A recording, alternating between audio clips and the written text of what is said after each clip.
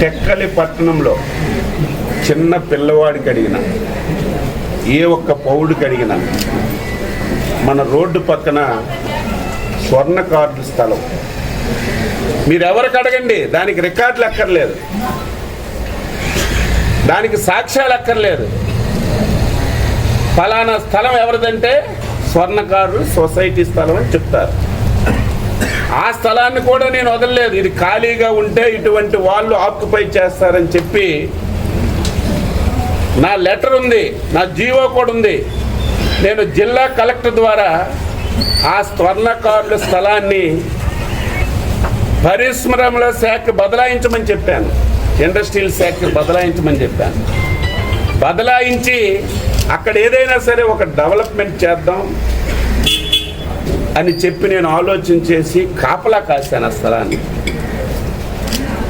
ఆ స్థలం కూడా ఈరోజు అన్యాక్రాంతమైంది. నేను చూశాను. జిల్లా యంత్రాంగం ఎంత డబ్బు తీసుకుంటారో నాకు తెలియదు, ఆధారాలు కూడా ఉన్నాయి. ఎన్ని కోట్లు చేతులు మారాయో తెలియదు. జిల్లా యంత్రాంగమే సాక్షాత్తు అచ్చెన్నాయుడు 22A పెట్టినటువంటి స్థలాన్ని 20A నుంచి తీసి ప్రైవేటు వాళ్ళకి బదలాయిస్తే ఆ స్థలం ఎంత, ఎన్ని కోట్ల రూపాయల స్థలం? ఎక్కడికి పోతున్నాం? దేనికి అధికార యంత్రాంగం? ఇంత అసమర్థ యంత్రాంగం. ఇంకొక మాట అంటున్నాను, చాలా డబ్బులు చేతులు మారాయి. లేకపోతే కలెక్టరే కాపాడవలసినటువంటి ప్రభుత్వ అధికారులే 22 నుంచి తీసి ఫ్రీగా ఇచ్చేశారంటే ఎక్కడికి పోతున్నాం? నేను ఒకటే కోరుతున్నాను, ప్రయత్నం చేస్తున్నాను, అధికారులకు చెప్తున్నాను. కానీ చెవిటోడు ముందు శంఖం ఊదినట్టుగా ఉంది. చలనం లేదు, అతి లేదు, గతి లేదు. ఈ అధికారులు ఎవ్వరిని కూడా ప్రతిదీ రికార్డు ఉంటుంది. ఏ ఆఫీసరు, ఏ ఆర్ఐ, ఏ ఎంఆర్ఓ, ఏ ఆర్డీఓ, ఏ కలెక్టర్ అధికారంలో ఉన్నప్పుడు ఇచ్చేశారో ఈ రికార్డు ఉంటుంది, వదిలిపెట్టే ప్రశ్నే లేదు. నేను ఇంకోటి రిక్వెస్ట్ చేస్తున్నాను. నేనేవైతే ఈ స్థలాలు చెప్పాను, ఈ 5 స్థలాల్లో ఎవరైనా సరే క్రయ విక్రయాలు చేస్తే, ఎవడో 22A నుంచి తీసేశారు కదా, అక్కడ ఫ్లాట్స్ వేస్తే ఎవరైనా కొనుక్కుంటారు కదా, లేకపోతే ఇక్కడ షాప్ ఉంటే ఎవరైనా కొనుక్కోవచ్చు కదా, లేకపోతే ఆ స్థలం ఉంటే ఎవరైనా అమ్మితే కొనుక్కోవచ్చు కదా. నేను ఈరోజు చెప్తున్నాను, 6 మాసాల్లో ప్రభుత్వం వస్తుంది. కరెక్ట్గా 6 మాసాల్లో ప్రభుత్వం వస్తుంది. 600 ఎవరు అవునన్నా కాదన్నా సరే ఇది నగ్న సత్యం. ఈరోజు నేను 14 నుంచి 19 వరకు కంటికి రెప్పలాగా కాపాడినటువంటి ప్రభుత్వ స్థలాల్లో రికార్డులు మార్చైనా,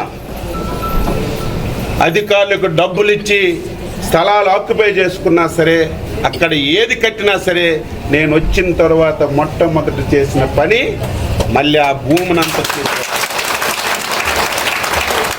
ఆ ఏరియానంతటి కూడా మళ్ళీ ప్రభుత్వానికి దాఖలు చేసే బాధ్యత నేను తీసుకుంటానని చెప్పి తెలియజేస్తూ, ఎవరైనా సరే అమాయకులు, ఎవరైనా తెలియని వాళ్ళు ఇప్పుడు మోసం చేసి మీకు ఎవరైనా అమ్మ చూపితే మేము కొన్నాం పేదవాళ్ళమని నా దగ్గరికి తర్వాత వచ్చి మొరపాటు పెట్టుకున్నా సరే అది మంచి జరగదని చెప్పి హెచ్చరిక చేస్తూ, హైవే పక్కన ఏదైతే సొసైటీ భూమిని ఎవరికి అడిగినా నిద్ర లేపి అడిగితే ఇది ఎవరి భూమి అంటే సొసైటీ భూమి అంటారు. గవర్నమెంట్ పోయిన తర్వాత అప్పుడున్నటువంటి పెద్దలు, అధికారంలో ఉన్న వాళ్ళు, మంత్రులుగా పనిచేసిన వాళ్ళు మిలాఖత్తై మొత్తం రికార్డులన్నీ మార్చారు. ఎంత ప్లాన్ గా చేశారంటే మొత్తం కళ్ళుకి గొంతులు కట్టేసి ప్రభుత్వ భూమిని 100 కోట్ల రూపాయలు వాల్యూ చేసిన భూమిని మొత్తం రికార్డులు మార్చి, పాత డేట్లు వేసి, మొత్తం సిస్టమ్ అంతా మార్చి న్యాయస్థానానికి చూపించి న్యాయస్థానంలో పాజిటివ్ గా వచ్చిందని చెప్పి ఈరోజు వ్యవహరిస్తున్నారు. నేను ఎన్నంత వరకు అది వదిలే ప్రశ్నే లేదు. అవసరమైతే సుప్రీంకోర్టు కూడా వెళ్తాను.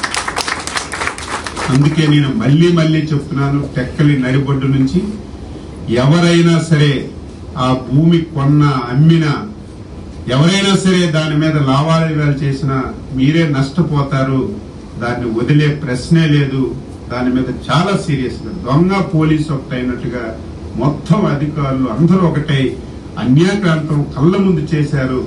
దీన్ని ఎట్టి పరిస్థితుల్లో వదిలే ప్రశ్నే లేదు. నిశ్చమ్మ బంగాళ ఎంత కాస్ట్లీ ల్యాండ్, అది కూడా విడుదలవుతుంది త్వరలోనే. ఇలాగా చాలా ప్లేసులు ప్రభుత్వ భూమిని, ప్రతి ఒక్కరికి తెలిసిన భూమిని ఈరోజు చాలా మంది కొట్టేయాలని ప్రయత్నం చేస్తున్నారు. ఇవన్నీ కూడా రక్షిస్తామని చెప్పి తెలియజేస్తున్నాం.